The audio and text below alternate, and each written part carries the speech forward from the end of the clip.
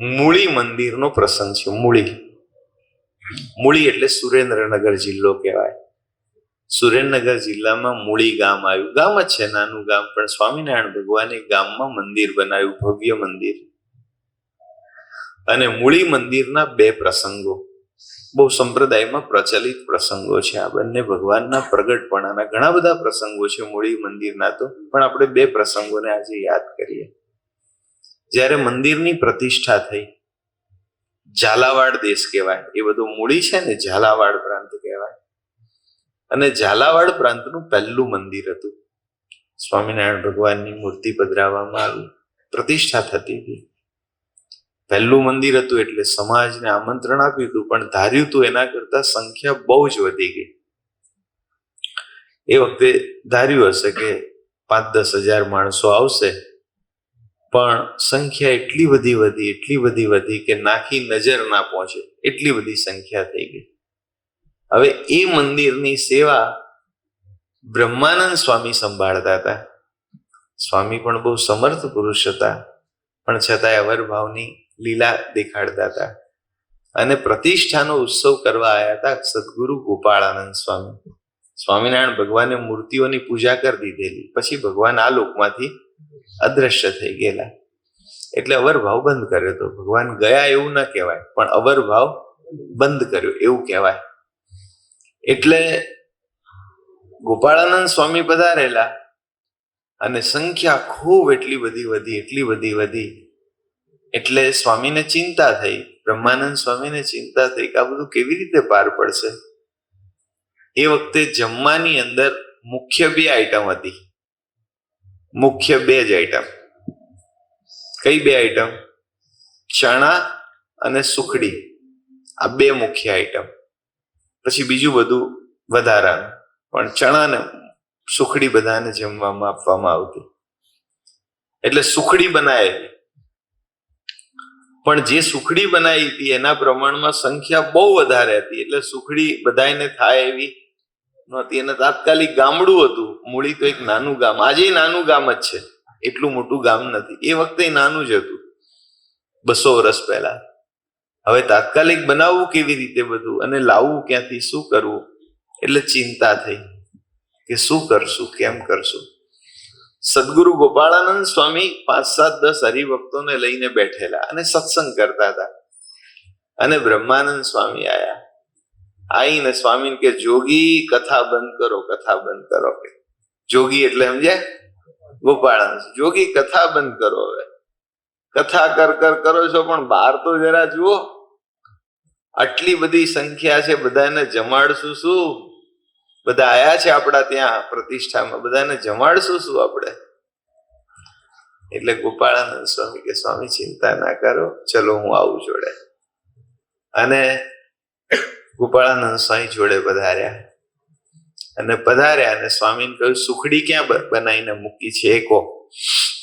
એટલે જે સુખડીનો રૂમ બનાવ્યો હતો અને ત્યાં સુખડીનો ઢગલો કર્યો હતો. ચોકીમાં નહોતી, આમ ઢગલો કરી દીધેલો, ચોકીમાંથી કાઢીને એ રૂમ ખોલ્યો અને દરવાજો જ્યાં ખુલ્યો અને અંદર પ્રવેશ કર્યો, ત્યાં સુખડીના ઢગલા ઉપર સ્વામિનારાયણ ભગવાન પલોઠી વાળીને બેઠા હતા. ઢગલા ઉપર જ બિરાજે, અને બે હાથમાં 2 સુખડીના ટુકડા, અને મહારાજ જમાડે. ગોપાળાનંદ સ્વામી કે જોઈ લો સ્વામી, બોલો હવે કઈ ચિંતા છે? હવે કઈ સંકલ્પ થાય છે? હવે ખૂટે એવું લાગે છે? ભૂલી ગયા? તમારી મારી હાજરીમાં તો મહારાજે કેટલા પ્રસંગો કર્યા છે, કેટલી લીલા દેખાડી છે. બ્રહ્માનંદ સ્વામીને યાદ કરાયો જેતલપુરનો પ્રસંગ. બ્રહ્માનંદ સ્વામી કે હવે ચિંતા નથી, હવે તમ તાર ગમે એટલા આવે તો. જેતલપુરમાં જયારે સ્વામિનારાયણ ભગવાને યજ્ઞ કર્યો, 18 દિવસનો યજ્ઞ કર્યો, અને એ વખતે થોડું વિઘ્ન કર્યું. વિઘ્ન સંતોષી લોકોએ વિઘ્ન કર્યું. જે મીઠાઈ હતી એ બધી જેતલપુરમાં દેવ સરોવર છે એમાં ફેંકાઈ હતી મીઠાઈ. એટલે મીઠાઈ રહી નહીં. આનંદાનંદ સ્વામી નામના સંત હતા, એ કોઠાર સંભાળતા હતા. એટલે એમણે મહારાજને જઈને કહ્યું, મહારાજ મુસીબત આવી છે, આ યજ્ઞ કર્યો, બધાને જમાડવા પડશે, પણ વિઘ્ન સંતોષીઓ બધી મીઠાઈ ફેંકી દીધી દેવ સરોવરમાં. મહારાજ કે હારું કર્યું, એમાં શું ખોટું કર્યું? આ માછલાનું કલ્યાણ ક્યારે થશે? આ મીઠાઈ માછલાને તો મળે નહીં કોઈ દાડો. એ દેવ સરોવરમાં નાખી, માછલા ને જીવ જંતુ ખાશે, એ બધાનો છેલ્લો જન્મ કે બધાનું પૂરું. આ યજ્ઞ જેતાલપુરમાં થયો છે, માણાનું કલ્યાણ કરશું તો એનું ક્યારે થશે? પણ મહારાજ ઘી વગર શું કરશું? ઘી તો જોશે ને. અને અમદાવાદના પેશવા સુબાએ રોકી રાખ્યું છે ઘી. અમદાવાદમાં એ પેશવા સુબાનું રાજ ચાલતું એ વખતે. તો એને કાન ભંભેરણી કરી હતી સ્વામિનારાયણ ભગવાન માટે કે જો તમે સ્વામિનારાયણના યજ્ઞમાં ઘી મોકલ્યું તો તમારા પરિવારમાંથી કેટલાય લોકો ધામમાં જતા રહેશે.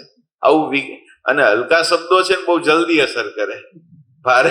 ભારે શબ્દો છે ને એમાંય ડરાવે ને, જે વાતમાં તમારું આમ થઈ જશે એટલે બિચારા જલ્દી ગભરાઈ જાય.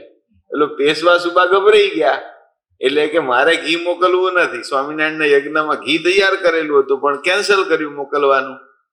એટલે કે મહારાજ ઘી મોકલવાનું કેન્સલ થયું છે, એટલે અમદાવાદથી ઘી આવવાનું નથી. અને મીઠાઈ બધી નાખી દીધી દેવ સરોવરમાં. હવે કરવું કેવી રીતે? આ યજ્ઞ કેવી રીતે કરવો?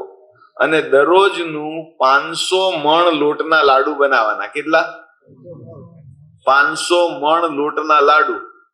આટલા ઘઉંના લાડુ બનાવવાના અને મીઠાઈ પીરસવાની. આટલો મોટો યજ્ઞ કર્યો હતો. તો એ વખતે તો શેરે શેર ઘીના લાડુ બનતા. કેવા? સમજ્યા ને? શેરે શેર એટલે કિલો શેર એટલે 500 ગ્રામ થયું. 500 ગ્રામ લોટની સામે કેટલું ઘી નાખવાનું?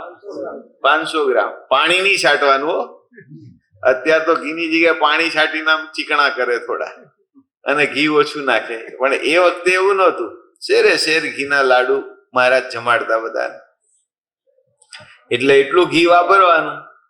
તો મહારાજ ઘી વગર કરશું શું? મહારાજ કે ચલો કોઠારમાં કેટલું પડ્યું છે બતાવી દો, બાકીનું પછી જોઈ લઈશું.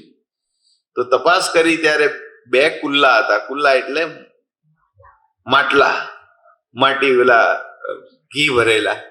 એમાં એકમાં 5 કિલો ઘી હતું ને એકમાં 10 કિલો ઘી હતું. આટલું ઘી સ્ટોકમાં પડ્યું. મહારાજ કે 5 કિલો છે ને એને તમે સ્ટેન્ડ ઉપર મૂકી દો, ઘોડી ઉપર, અને જેટલું જરૂર પડે એટલું આમ નમાઈ લેવાનું, એમાંથી કાઢી લેવાનું. અને ખૂટે ને તો તમારા બીજું કુલ્લું વાપરવાનું, નહીતર નહીં વાપરવાનું. તો સ્વામિનારાયણ સંપ્રદાયનો ઇતિહાસ એવું કહે છે કે 5 કિલો ઘીમાંથી 18 દિવસ 500 મણ લોટના લાડુ બનાયા, તો એ 5 કિલો ઘી એમનેમ રહ્યું, ઓછું થયું નહીં. તો જો 5 કિલોમાં આટલું બધું ચાલતું હોય તો મહારાજ જે સુખડીના ઢગલા ઉપર બેઠા હોય એ સુખડી ખૂટે ખરી કોઈ દાડો? એટલે ચિંતા કરવાની જરૂર ખરી. આ ભગવાનનું શું કહેવાય? પ્રગટ પણ. ભગવાન પ્રગટ, પ્રગટ અને પ્રગટ છે અને છે. બધા બોલ્યા નહીં. પ્રગટ, પ્રગટ અને પ્રગટ છે અને છે. એટલે કે આયા નથી ને સદાય પ્રગટ છે ભગવાન.